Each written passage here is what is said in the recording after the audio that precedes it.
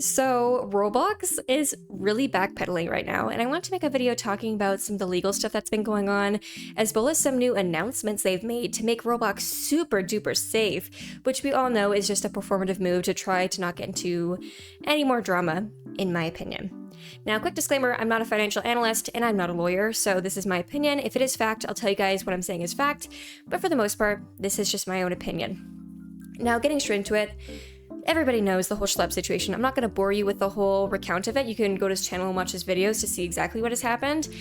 But long story short, he used to create Roblox news videos, which is actually how I found him, and then he eventually transitioned into creating, we'll call it degenerate catcher videos, just for YouTube TOS. But basically, he would go onto Roblox, find people who were looking to do just gross things with people who are not of age, and then would transfer the conversation to an alternative platform such as Discord, and then would collaborate with other people in real life such as Gideon and I believe Predator Poachers, and they would facilitate in-person meetups with these people and then get the police involved, which is what you're supposed to do.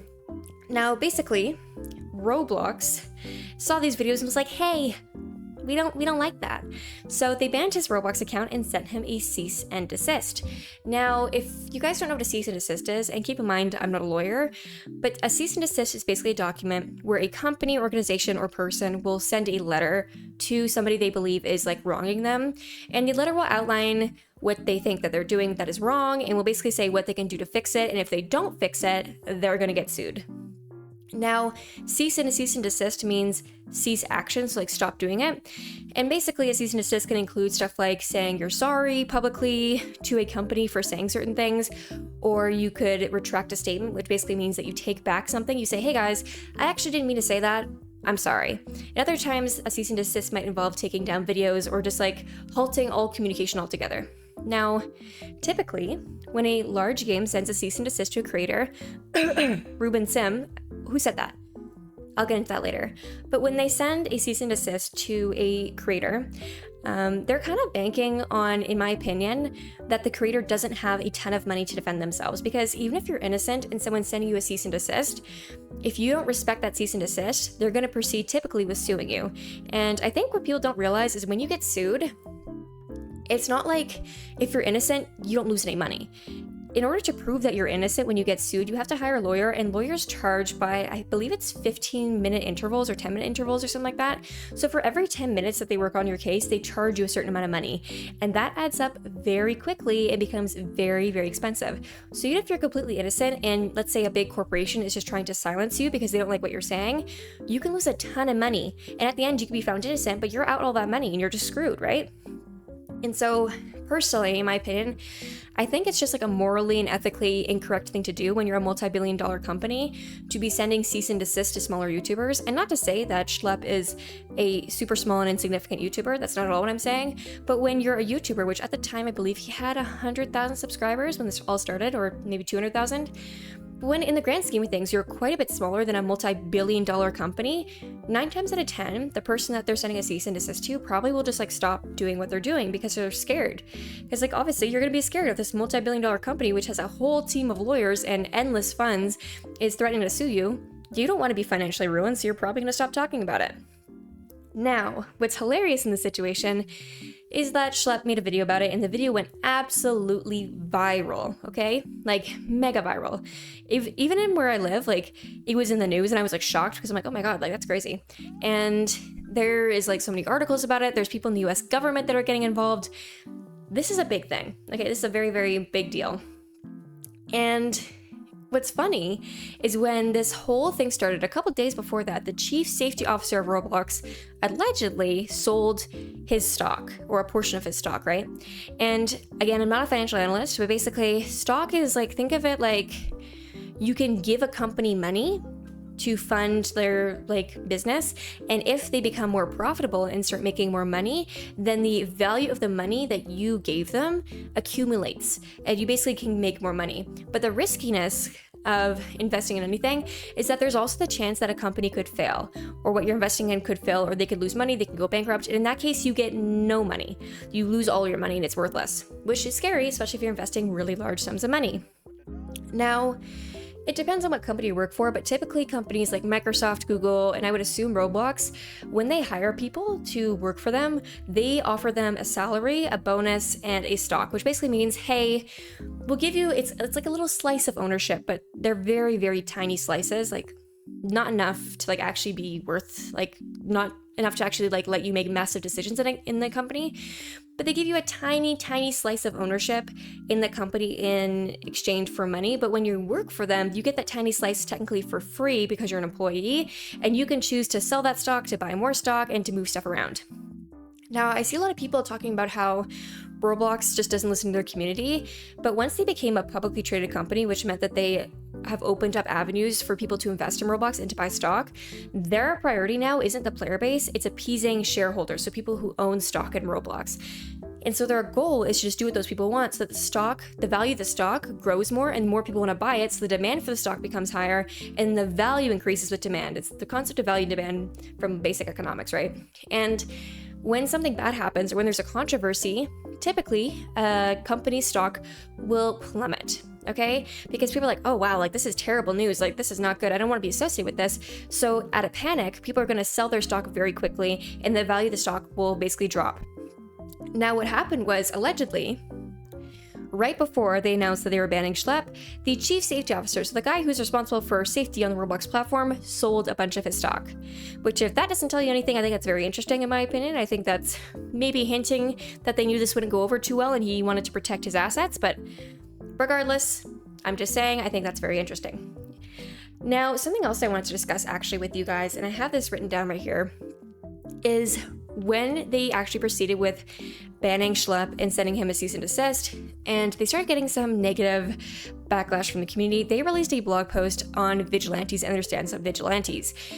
Now, to be clear, a vigilante is not what Schlep is, and I think it's very interesting that Roblox is almost trying to villainize him to like manipulate the masses, in my opinion, which is very weird. But a vigilante is someone who takes the law into their own hands, which example of this could be, let's say that somebody comes and they run their car into your car, like they hit your car.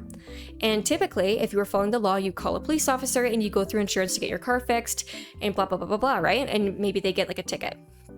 But a vigilante in that situation, if they get run into by a car, they take their car and they'd ram into that person again to make it like even, or to get like back at them, to make it so justice is served. But the issue is that's not legal. It's illegal what they're doing. And so in the sense of Roblox categorizing Schlep as a vigilante, they're basically saying that he is not following the law, which isn't true.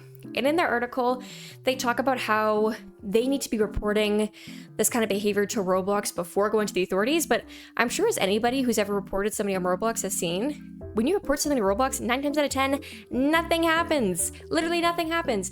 So how are you going to tell somebody when you aren't doing your job that, oh, they're being bad and they're not following the law because they don't report it straight to you first, even though they do, and nothing happens? Like, hello, I think it's better to go and meet these people in real life and to actually get concrete evidence that they're trying to do these terrible things so they can actually get charged. Because unfortunately, when you have Roblox submitting tips to cybercrime and stuff like that, unless there's like actual evidence that the person that was sending the messages is associated with the account, it's very, very difficult to prosecute them. And what I also think is interesting is there's some video that I watched where they looked at the difference between different social media platforms and how much cybercrime or how many tips they give to like a cybercrime hotline thing. And Roblox, even though it has such a massive player base, was one of the lowest reporters on that study. I'll see if I can find it. But I thought that was very, very interesting since they preach safety, but in comparison to other social media platforms like Instagram, Snapchat, Facebook, there was like very few reports in relation to them. Now, aside from the whole vigilante thing and then basically backpedaling and trying to create this narrative that Schlep is a terrible person, I want to take a second to talk about how this is not an isolated experience. For those of you that don't know, about 3 years ago, a popular YouTuber called Ruben Sim was actually sued by Roblox for $1.6 million. Now, I actually followed that situation pretty closely, and to be fair, it's not super fresh in my mind, so I'll do my best to say things accurately. But Roblox was like, hey, Ruben, we don't like that you're pointing out there's dangerous people on the platform, so we're gonna sue you for everything you have. And Ruben Sim was pretty open that he doesn't just have $1.6 million. hanging around, and I think some people are not quite sure why. They'd be like, hey, give us money. It's because Roblox is claiming that basically Ruben Sim's videos were causing a detriment to their revenue, and so they were suing him for damages that it caused to their reputation, etc., which they calculated to be $1.6 million. Do we know if that's accurate?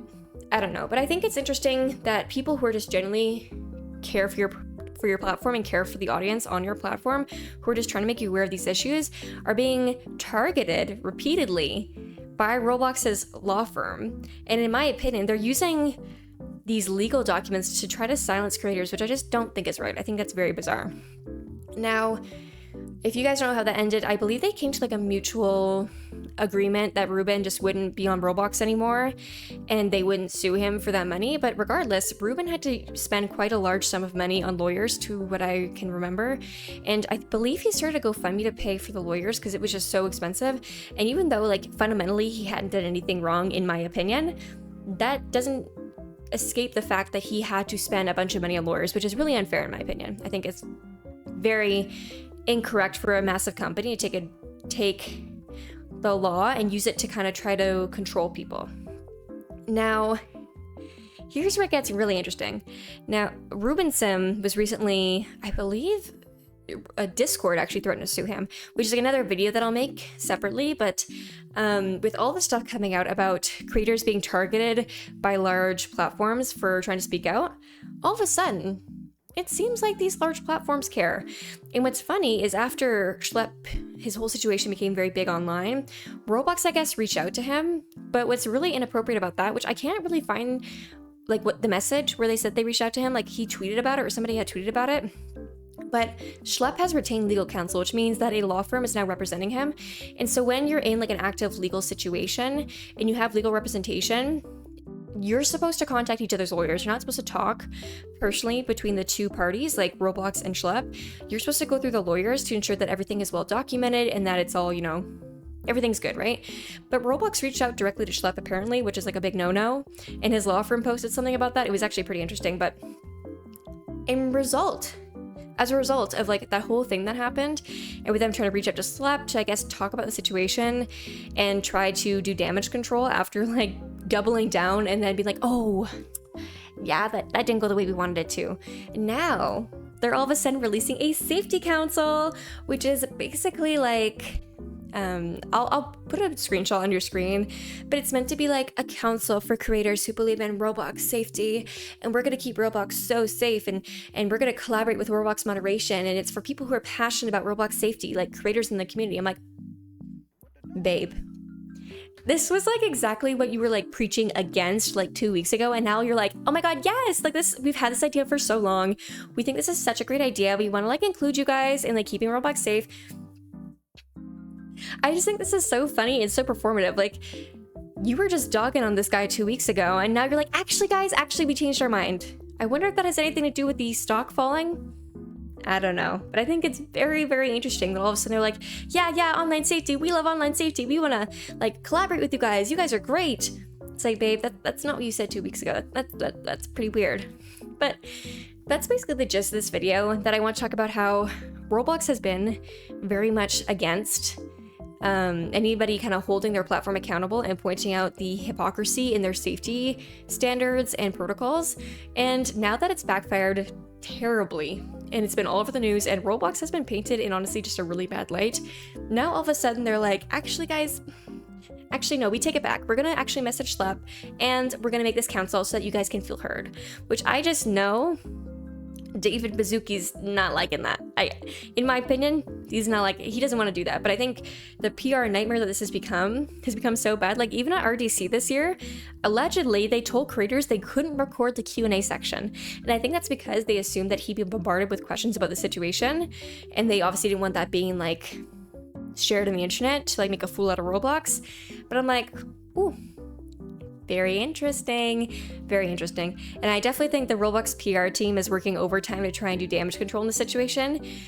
But at the end of the day, this could have all just been avoided if they took kids' safety concerns as well as the community members' safety concerns into consideration. And for maybe a little bit, focused on creating a safer platform rather than trying to add all these PG 18, like all these like 18 plus features to appease to their stockholders.